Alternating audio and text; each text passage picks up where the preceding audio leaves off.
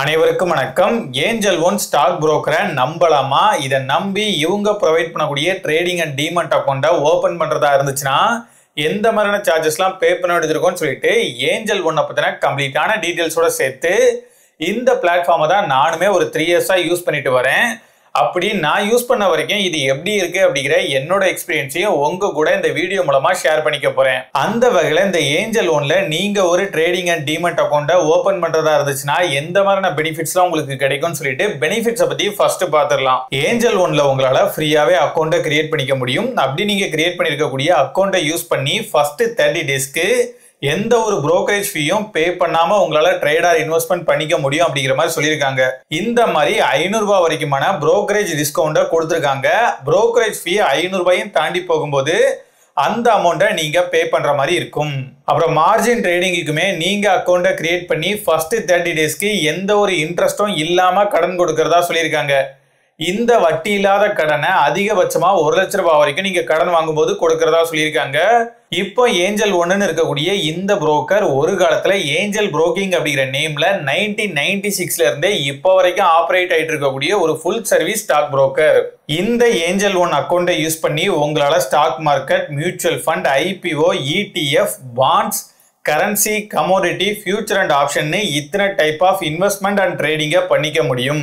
அதோட மட்டும் இல்லாம வெஸ்டட் அப்படிங்கிற US ஸ்டாக் மார்க்கெட் இன்வெஸ்ட்மெண்ட் பிளாட்ஃபார்மோட இவங்க டை அப் பண்ணிருக்கிறதுனால உங்களால இந்த ஏஞ்சல் ஒன் ஆப்பை யூஸ் பண்ணியே வெஸ்டட் பிளாட்ஃபார்ம் மூலமா US ஸ்டாக்ஸ்ல இன்வெஸ்ட் பண்ணிக்க முடியும். என்னதான் டை அப் எல்லாமே பண்ணிருந்தாலுமே நீங்க அந்த பிளாட்ஃபார்ம்லயும் KYC கம்ப்ளீட் பண்ணி அதுல ஒரு அக்கௌண்ட்டை கிரியேட் பண்ணாதான் உங்களால US ஸ்டாக் மார்க்கெட்ல இன்வெஸ்ட் பண்ண முடியும். இப்படிலாம் இல்லாம ஒரே ஏஞ்சல் புரோக்கிங் அக்கௌண்ட்டை யூஸ் பண்ணி இதுல இருக்கக்கூடிய KYC இன்ஃபர்மேஷனை வச்சு வெஸ்டட் மூலமா US ஸ்டாக் மார்க்கெட்ல இன்வெஸ்ட் பண்ற மாதிரி கொண்டு வந்தா ரொம்பவே நல்லா இருக்கும். உங்களுக்கு தேவைப்பட்ட அந்த ஏஞ்சல் ஒன் பிளாட்ஃபார்ம் மூலமாவே அதிகபட்சமா 10 லட்ச ரூபாய் வரைக்கும் பெர்சனல் லோனை உங்களால எடுத்துக்க முடியும். இந்த பெர்சனல் லோனை நிறைய பேங்க்ஸ் அப்புறம் NBFCயோட டை அப் பண்ணி அவங்கள லெண்டிங் பார்ட்னரா வச்சுதான் இவங்க கொடுத்துட்டு வராங்க. அப்புறம் பிக்ஸட் டெபாசிட்கான ஆப்ஷனுமே இந்த பிளாட்ஃபார்ம்ல அவைலபிளா இருக்குது. ரீசெண்டா நிறைய ஸ்மால் பினான்ஸ் பேங்க்ல அவங்களோட FDக்கு அதிகமான இன்ட்ரெஸ்டா கொடுத்துட்டு வராங்க. பேங்க்னு மட்டும் இல்ல, ஒரு சில NBFCயோட FDலயுமே உங்களால அந்த பிளாட்ஃபார்மை யூஸ் பண்ணி இன்வெஸ்ட் பண்ணிக்க முடியும். ஆனா NBFCயோட FDயா இருந்துச்சுன்னா அதுக்கு உங்களுக்கு DICGCயோட இன்சூரன்ஸ் கவர் ஆகாது. அதனால இந்த இன்சூரன்ஸ் இருக்கக்கூடிய ஏதாச்சும் ஒரு பேங்க்ல FD போடுறது சிறந்தது. அப்புறம் இன்சூரன்ஸ் எடுத்துக்கிறதுக்கான ஆப்ஷனுமே இந்த பிளாட்ஃபார்ம்ல அவைலபிளா இருக்குது. இப்போதைக்கு மோட்டார் இன்சூரன்ஸ் மட்டும் தான் கொடுத்திருக்காங்க. இவங்க ஒரு ஃபுல் சர்வீஸ் ஸ்டாக் புரோக்கரா இருக்கிறதுனால வெறுமனே அக்கௌண்ட்டை கிரியேட் பண்ணி கொடுக்கறதோட மட்டும் இல்லாம அந்த அக்கௌண்ட்டை யூஸ் பண்ணி எந்த ஸ்டாக்ஸை எப்போ வாங்கலாம் விற்கலாம் அப்படிங்கிறத இவங்களோட எக்ஸ்பர்ட்ஸை வச்சு அனலைஸ் பண்ணி உங்களுக்கு அதை ரெக்கமெண்டேஷனாகவும் கொடுக்கறதா சொல்லியிருக்காங்க. பேஸ்கெட் ஆர்டருக்கான ஆப்ஷனுமே இவங்க கிட்ட அவைலபிளா இருக்குது. இதுல நிறைய எக்ஸ்பர்ட்ஸ் அனலைஸ் பண்ணதுல எந்தெந்த ஸ்டாக்ஸ்லாம் நல்லா பெர்ஃபார்ம் ஆகும் அப்படின்னு சொல்லிட்டு அவங்களுக்கு தோணுதோ அதுல ஒரு சில ஸ்டாக்ஸை மட்டும் பிக் பண்ணி பட்ஜெட் வைஸ் அதை ஒரு பண்டலா கிரியேட் பண்ணி வச்சிருப்பாங்க. உங்ககிட்ட எவ்வளவு பட்ஜெட் இருக்கோ அதை பொறுத்து உங்களுக்கான பண்டலை சூஸ் பண்ணி அதுல உங்களால இன்வெஸ்ட் பண்ணிக்க முடியும். இந்த மாதிரியான பேஸ்கெட்டை உங்களாலையுமே கிரியேட் பண்ண முடியும். நீங்க எப்படி பேஸ்கெட்டை கிரியேட் பண்றது மூலமா சிங்கிள் கிளிக்லயே 20 ஸ்டாக் வரைக்கும் உங்களால வாங்கிக்க முடியும். அப்புறம் மார்ஜின் ட்ரேடிங்கான ஆப்ஷனுமே இவங்க கிட்ட அவைலபிளா இருக்குது. இந்த மார்ஜின் ட்ரேடிங் அப்படின்னா ஒண்ணுமே இல்லைங்க, கடன் வாங்கி ட்ரேடர் இன்வெஸ்ட்மெண்ட் பண்றது. இந்த மாதிரி நீங்க பண்றப்போ ஒரு ஸ்டாக் நல்லா பெர்ஃபார்ம் ஆகும் அப்படின்னு சொல்லி இவங்களுக்கு தோணுச்சுன்னா அதுல நீங்க ட்ரேடர் இன்வெஸ்ட்மெண்ட் பண்றதுக்கு அதிகமான மார்ஜினையும் ஒரு ஸ்டாக் நல்லா பெர்ஃபார்ம் ஆகுது கொஞ்சம் ஒஸ்டா தான் பெர்ஃபார்ம் ஆகும் அப்படிங்கிற மாதிரி உங்களுக்கு ஃபீல் ஆச்சு அப்படின்னா அதுல நீங்க ட்ரேடர் இன்வெஸ்ட்மெண்ட் பண்றதா இருந்துச்சுன்னா அப்போ உங்களுக்கு கம்மியான அமௌண்ட்டே தான் கொடுப்பாங்க. உங்களோட அக்கௌண்ட்ல ஆல்ரெடி இருக்கக்கூடிய ஸ்டாக்ஸை அடமானமா வச்சு உங்களால ட்ரேடர் இன்வெஸ்ட்மெண்ட் பண்ணிக்க முடியும். நீங்க இந்த மாதிரி அடமானமா வைக்கக்கூடிய அந்த ஸ்டாக்கோட வேல்யூவை பொறுத்து உங்களுக்கு கடன் கொடுக்கறதா சொல்லியிருக்காங்க. ஒவ்வொரு ஸ்டாக்குக்குமே ஒவ்வொரு மாதிரியான ஹேர் கட் பர்சன்டேஜை கொடுத்துருப்பாங்க. அந்த ஹேர் கட் பர்சன்டேஜை லெஸ் பண்ணிட்டு தான் ரிமைனிங் இருக்கக்கூடிய அமௌண்ட்டை உங்களுக்கு கொடுப்பாங்க. ஸ்டாக் மார்க்கெட்டை பொறுத்த வரைக்கும் அங்க ஏகப்பட்ட ஸ்டாக்ஸ் ட்ரேட் ஆயிட்டு இருக்கும். அப்படி ட்ரேட் ஆயிட்டு இருக்கக்கூடிய ஒவ்வொரு ஸ்டாக்கையும் 1 by 1 பார்த்து இதுல இன்வெஸ்ட் பண்ணலாம் இல்ல இதுல இன்வெஸ்ட் பண்ண வேணாம்னு சொல்லி நம்ம டிசைட் பண்றதா இருந்துச்சுன்னா அதெல்லாம் ரொம்பவே டைம் கன்சூமிங்கான ப்ராசஸ், ரொம்பவும் கஷ்டம் கூட. அதனாலதான் நிறைய பேர் ஸ்டாக் ஸ்கிரீனர் டூல்ஸை யூஸ் பண்ணுவாங்க.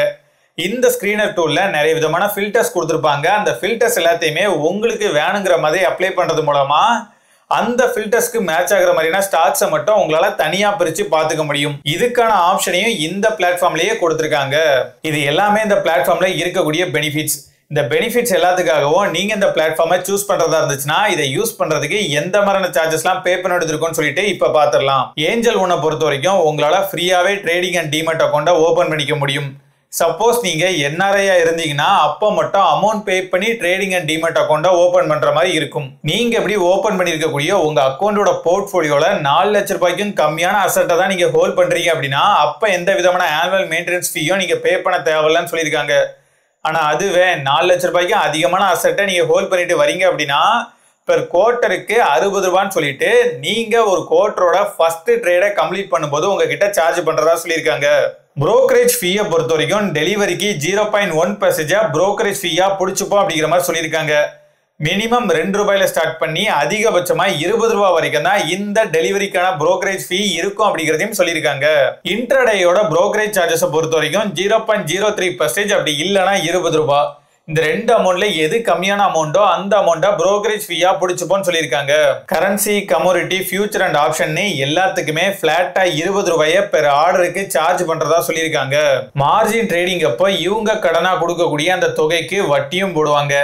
நீங்க கடனா வாங்கியிருக்கக்கூடிய அந்த தொகையில 0.041% பெர் டேக்கு இன்ட்ரெஸ்டா நீங்க பே பண்ற மாதிரி இருக்கும். உங்ககிட்ட இருக்கக்கூடிய ஷேர்ஸை அடமானமா வச்சு அது மூலமா நீங்க இவங்க கிட்ட காசு வாங்குறீங்கன்னா அப்ப இவங்க கொடுக்கக்கூடிய அமௌண்ட் 50,000க்கு அதிகமா இருக்கும்போது 0.0342% பெர் டேக்கு நீங்க கேஷ் கொலட்ரல் ஃபீயா பே பண்ற மாதிரி இருக்கும். அதோட மட்டும் இல்லாம நீங்க உங்ககிட்ட இருக்கக்கூடிய ஸ்டாக்ஸை அடமானமா வைக்கும் போதும் அதை திரும்ப மீட்கும் போதும் 20 ரூபாயை சார்ஜ் பண்றதாவும் சொல்லியிருக்காங்க. டெலிவரியில நீங்க ஒரு ஸ்டாக்கை செல் பண்ணும்போது டிபி சார்ஜஸை பிடிப்பாங்க. இந்த டிபி சார்ஜஸா 20 ரூபாயை ஒரு டிரான்சாக்ஷனுக்கு சார்ஜ் பண்ணும் அப்படிங்கிற மாதிரி சொல்லியிருக்காங்க. முன்னாலலாம் எப்பெல்லாம் நீங்க ஒரு ஸ்டாக்கை செல் பண்றீங்களோ அப்பெல்லாம் டிபினை என்டர் பண்ணாதான் செல் பண்ற மாதிரி இருந்துச்சு. ஆனா இப்போ அந்த மாதிரிலாம் இல்லாம டிபின் இல்லாமலே உங்களால செல் ஆர்டரை பிளேஸ் பண்ற மாதிரியான ஆப்ஷன்லாம் கொண்டு வந்துட்டாங்க. இந்த ஆப்ஷனை நீங்க எனேபிள் பண்றதுக்கும் 100 ரூபாயை சார்ஜஸா பே பண்ற மாதிரி இருக்கும். இவங்க உங்ககிட்ட சார்ஜ் பண்ணக்கூடிய புரோக்கரேஜ் ஃபீ அப்புறம் அதர் சார்ஜஸ் மூலமா உங்களோட அக்கௌண்ட் மைனஸ்ல போச்சுன்னா அந்த அமௌண்ட்டை நீங்க திரும்ப பே பண்ற வரைக்குமே நீங்க பே பண்ண வேண்டிய அமௌண்ட்ல 0.049% பெர் டேக்கு சார்ஜஸா பிடிச்சுப்போன்னு சொல்லியிருக்காங்க. இன்ட்ராடே ட்ரேடிங் அப்போ நீங்க பிளேஸ் பண்ணக்கூடிய எல்லா ஆர்டரையுமே அன்னைக்கு மார்க்கெட் க்ளோஸ் ஆகுறதுக்குள்ள நீங்க அதை க்ளோஸ் பண்ணி ஆகணும். சப்போஸ் நீங்க அதை க்ளோஸ் பண்ணாம விட்டீங்க அப்படின்னா இவங்களோட டீம் உங்களுக்காக அதை க்ளோஸ் பண்ணுவாங்க. அப்படி அதை அவங்க க்ளோஸ் பண்றதுக்கான சார்ஜஸா 20 ரூபாயை பெர் ஆர்டருக்கு சார்ஜ் பண்றதா சொல்லியிருக்காங்க. கால் அண்ட் ட்ரேடுக்கான ஆப்ஷனுமே இவங்க கிட்ட அவைலபிளா இருக்குது. ஏதாச்சும் ஒரு சுச்சுவேஷன்னால இவங்களோட பிளாட்ஃபார்மை உங்களால ஆக்சஸ் பண்ண முடியாம போகுது. அந்த டைம்ல நீங்க ஏதாச்சும் ஒரு ட்ரேடர் இன்வெஸ்ட்மெண்ட் பண்ணணும் அப்படிங்கிற மாதிரி நினைக்கிறீங்கன்னா இவங்களோட டீமுக்கு கால் பண்ணி சொன்னீங்க அப்படின்னா இவங்க உங்களுக்காக அந்த ஆர்டரை பிளேஸ் பண்ணுவாங்க. அப்படி இவங்க உங்களுக்காக அந்த ஆர்டரை பிளேஸ் பண்றதுக்கான சார்ஜஸா 20 ரூபாயை பெர் ஆர்டருக்கு சார்ஜ் பண்ணும் அப்படிங்கிற மாதிரி சொல்லியிருக்காங்க. இதை தவிர்த்தும் ஒரு சில சார்ஜஸ் இருக்குது. அதெல்லாம் நான் ஸ்கிரீன்ல காமிக்கிறேன். இந்த சார்ஜஸ்லாம் இவங்க சார்ஜ் பண்றது இல்ல. செபி அப்புறம் நம்மளோட கவர்மெண்ட் டாக்ஸ்ன்னு சொல்லி பிடிச்சிட்டு போயிடுவாங்க. இந்த ஆப்போட ரிவ்யூஸா நான் பிளே ஸ்டோர்ல படிச்ச வரைக்கும் ஏகப்பட்ட ஆப்ஷன்ஸ் இந்த பிளாட்ஃபார்ம்ல கொடுத்துருக்காங்க. இப்படி நிறைய ஆப்ஷன்ஸ் இருக்கிறதே இந்த பிளாட்ஃபார்ம் கண்ணாப்பினான்னு இருக்கிற மாதிரியான ஒரு ஃபீலை எனக்கு மட்டும் இல்ல நிறைய பேருக்கு கொடுத்துருக்கிறதா ரிவ்யூஸ்ல மென்ஷன் பண்ணியிருக்காங்க. அதோட மட்டும் இல்லாம பர்சனலா நானுமே 3 இயர்ஸா இந்த பிளாட்ஃபார்மை யூஸ் பண்ணியிருக்கேன். 3 இயர்ஸ்க்கு முன்னாலே இதுல நிறைய விதமான பக்ஸ் எல்லாமே இருந்துச்சு. இப்பவும் ஒரு சில பக்ஸ்லாம் இருக்குது. ஆனா நிறையவே இம்ப்ரூவ் பண்ணியிருக்காங்க. இருந்தாலுமே டெஸ்க்டாப் வெர்ஷன் இருக்கிற அளவுக்கு ஸ்டேபிளா இந்த ஆப் இல்ல. இவ்வளவு விஷயங்கள் இருந்தாலுமே நான் என்னோட பண்ண சொல்றேன். நான் இந்த பிளாட்ஃபார்மை யூஸ் பண்ணி ஷார்ட் டேர்ம் அப்புறம் லாங் டேர்ம் இன்வெஸ்ட்மெண்ட் மட்டும் தான் பண்ணிட்டு வர்றதுனால எனக்கு இந்த பிளாட்ஃபார்ம் ஓரளவுக்கு செட் ஆயிடுச்சு. நீங்க அதிகமா ட்ரேடர் இன்வெஸ்ட்மெண்ட் பண்ணுவீங்க அப்படின்னா உங்களுக்கு இந்த பிளாட்ஃபார்ம் செட் ஆகுமா இல்லையா அப்படிங்கிறத ஃப்ரீயா அக்கௌண்ட் கொடுக்கறதுனால நீங்களே டெஸ்ட் பண்ணி பாருங்க. இதெல்லாம் பண்றதுக்கு முன்னால இந்த ஆப்போட ரிவ்யூஸை பிளே ஸ்டோர்ல நல்லா செக் பண்ணி பாருங்க. அப்படி செக் பண்ணி பார்க்கும்போது வெறுமனே பாசிட்டிவ் ரிவ்யூஸை மட்டுமே பார்க்காம நெகட்டிவ் ரிவ்யூஸையும் செக் பண்ணிட்டு டிசைட் பண்ணிக்கோங்க. வரட்டா?